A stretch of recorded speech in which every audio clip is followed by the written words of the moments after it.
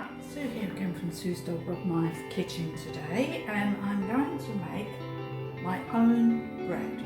So the way I make bread is very, very simple. I haven't made a bread recipe for a long time, haven't done any videos in the kitchen for ages. Oh, I don't know, man. I better take Simon his lovely cup of tea for it today. Anyway, I'm going to make the way I make bread now, because I make it very, very simple. I don't use a bread machine, I don't use I'll just use like a pot. I'll show you. I use this pot. So this is one of these pots like this, see? And what I do is, I used to line it, but I don't even do that now because it's got this patina on it where I've used it so many times for bread making. And all I do is just grease it a little bit and then put flour in it so the bread doesn't stick. But this is what I make the bread in, this cast iron pot with the lid on, like a Dutch oven, so it creates its own steam. And then when it's nearly done, I take the lid off and then it crispens up. But it takes, what I usually do is I make bread today and I leave it overnight, and then tomorrow morning I actually make the bread, like just cook it. So I'll just show you how quick it is. It's so quick what I do, my method. You can adapt it to whatever you want. I just need to get some herbs because I do like herbs in my bread. So I like these herbs from Booker's because they come in these massive containers and you can use as many as you want. I use a lot of herbs, so I don't like to skimp on herbs. And so what I'm going to do is I'm going to quickly show you how I put this together. It's so simple. So what I use I use different flours, but at the moment I bought like 5 packs of this organic Dove's Farm flour, which is just white. So it's strong white bread flour, but it is organic. So I'm using this at the moment. So what I do is I've got a cup here. So this is 1 cup, and this is what I use. I don't know what that is. You'd have to convert that in if you want to know different measurements, but it's 1 cup. I use one of these. So 3 cups of flour, like that. All right, stacked into a glass bowl, and then another one. That's probably all of this bag, I should say. Wasn't sure if I'd have enough, so I brought my other bag out, and I'll just tip the rest in there. So that's over 3 cups, just over 3 cups. So that's that. And then, that's it. So then we need to add our yeast, which is 1 tablespoon of yeast. This is what I use. You can do whatever you like, but I just use 1 tablespoon of yeast in my 3 cups of whatever flour you like. You can use just normal flour for this. You can use wholemeal flour. You can use, doesn't have to be yeast. It doesn't have to be. I've used plain flour when I haven't got normal flour. So when I haven't got bread flour, I use just plain flour, and that seems to work. Or a combination of different flours. You can use any kind of flour. Doesn't matter. I mean, I've used kamut grain flour. I've used the other one that I've got in there. Forgot what it is. I will do a separate video for that because I've actually got a grinding machine and I can grind my own grains to make my own flour. So I will do a separate video for that. I think I may have done that before. I might have to hunt around. Anyway, so that's that. And then we use one of these spatula things. This is what I use just to mix it all up like this. So mix that up with the yeast. And then what I'm going to do now is put some salt in. I've got this, I've just filled up this with some, this is a more grainy sea salt, but it doesn't matter. So I'm going to tip some into my hand. And I think probably about that much, probably be enough. So put that in. I just need to check how much salt I'm putting in there because I can't see. And then the herbs, I just tip a load in because I love Herby bread. So this one is sage. You can use whatever you want. You can sweeten it. You can put currants in it now if you wanted to have like a currant bread. Just make sure that you mix it in well. And then you just do that. It's so simple this is. And then I use ghee, but you can use olive oil or any kind of oil or butter or whatever. But I'm using ghee to just a little bit, just to help bind it together. So I'm just going to use a little bit of ghee melted. So we're going to put it in a little pot. So we're just going to take out half a dessert spoon. Okay. And I'm just going to melt that. So that's the ghee. I cook a lot with ghee because I love ghee. It's really good for you. Right. The next thing to do, which will shock you, is we're going to use 3 tablespoons of liquid. But I'm going to use a combination of half milk, half hot water. So what I do is I just get my little cup, put some milk in, then top it up with hot water and put it in here. You might not need that much, so I always like put it in there first just to check to see how much we're going to need. Sometimes you don't need 3 cups, sometimes you only need 2 cups. And we just use 2.5, I think.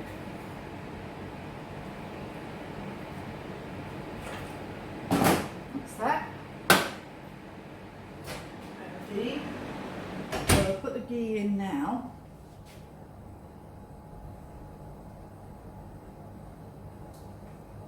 Mix that in. And then oh sorry, my tissue's coming out. And then what you do now is just get your liquid, which is about 200 mils, 400 mils, 400 mils, and just start pouring it in.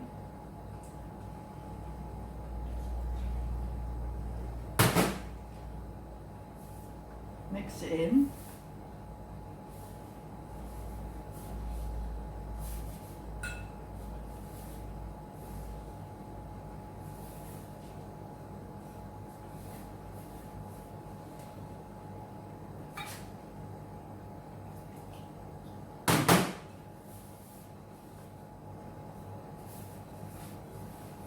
I've been making this bread for ages now. This is the bread I make, this is what we have. And I've been buying bread because obviously we've been doing this kitchen, so I've been very busy and I haven't had, well, even though this only takes a few minutes, I have actually been making bread, but towards the end we were like in a right mess in here. I can't tell you how messy it got in here because we had everything out. We cleaned every mortal thing, even underneath the tables on the underside. But everything has been done. So this kitchen is completely ready for opening when we open again. And it was a massive job and we really needed to do it. I'm so happy that we've done it. And it's just spurred us on to do everything else now. And Simon's actually really busy outside right now while I'm doing this baking today. I'm in a baking mood. Right, so what I do now, see, I just push that together and now that's done. So I try not to touch it. So that's done. There you go. So it's quite a sort of sticky dough. And then we leave it, that's it, that's all we do. And then we cover it with a piece of cling film and I put it on the table in the restaurant and then I will finish that tomorrow. That is done for today, I've done it. I didn't use all the milk, sometimes I do, sometimes I don't. It's just one of them things. Seems to be like the moisture in the air and all that comes into play. Anyway, so that's part 1. The bread. So I'll see you tomorrow, which will be in a few seconds time on this. Okay, bye. This is the second part of the bread making. So yesterday I done the bread and mixed the ingredients together, then I left it outside in the restaurant all night until just now. and it's now 1:25. So we're going to do the second half of the bread making. So it has been, there's lots of bubbles on it, and it did rise a lot more than that. But as you can see, it has risen, there's bubbles in it, and we're now going to just put it in our dish. So this is the dish I use, one of these heavy duty enamel dish, cast iron dishes, and I've used it loads and loads and loads of time for baking, so I don't wash it. So I just coat it with one of these, you know, the butter things, just go around that, and then I put flour on it, and I found that's the best way to get the bread out, and it never sticks that way. And I never wash it, I just tip the old flour out and then wipe it out with one of those grease papers, and you're ready to roll again. So we're just going to literally scoop up our mixture and pop it in here. So I never touch it, my hands don't touch it at all. So I just tip it straight in here. Now, so this is a no knead bread. So I don't do any work whatsoever apart from mixing the ingredients together and then just leaving it. So it's a very dense bread, it's not like, but it is really good. So that's it, and it really smells nice because you can smell all the herbs I put in it yesterday. So what I do now is I put the lid on it.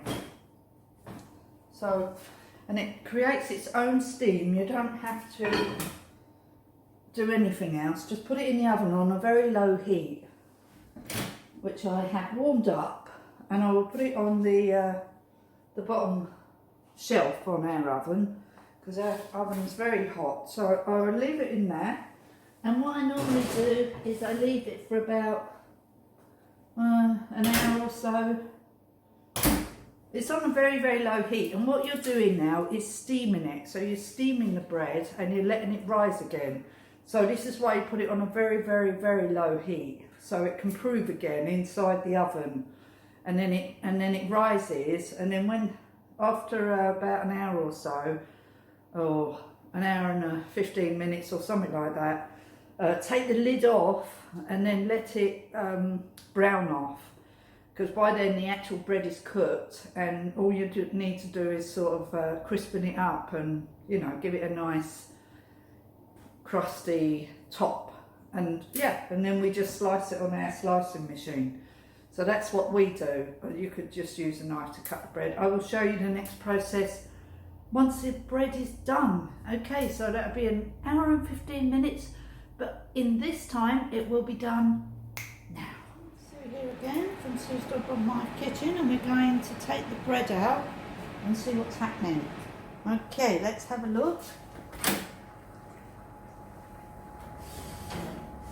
So the bread has been in the oven for a lot longer than an hour, because I've been doing loads of other things. My other two videos that I'm creating at exactly the same time. So we're going to take the lid off. Oh, look at that. Well, actually, I think it might be done. There's the bread. It's actually browned as well today. Probably because I left it in the oven for so long. It's definitely done.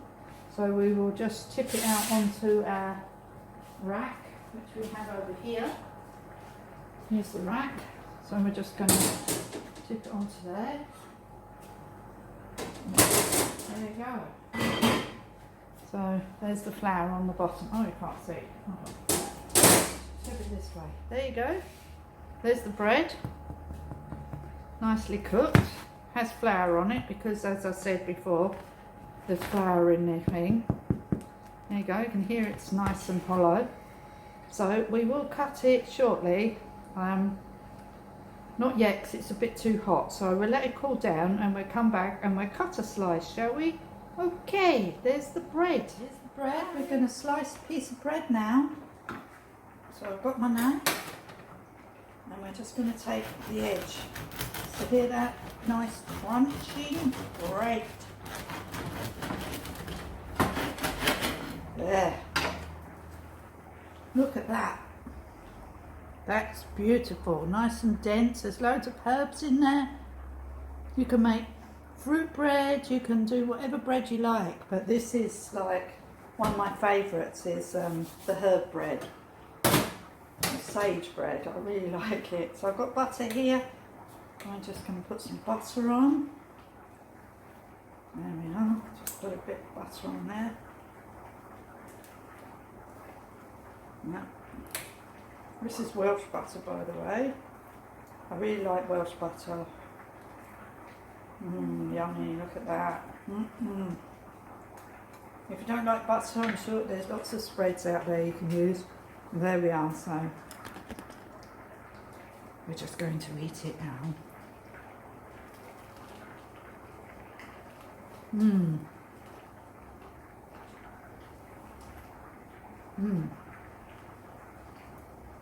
Nice and light in the middle,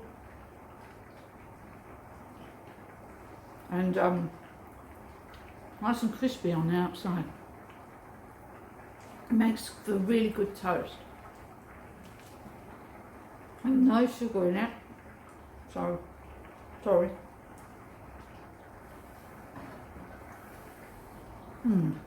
Yummy. I'll eat that off camera in a minute. Anyway, I hope you enjoyed this video, because this was very, very simple bread that I make. And we slice it on our slicing machine. Well, Simon does.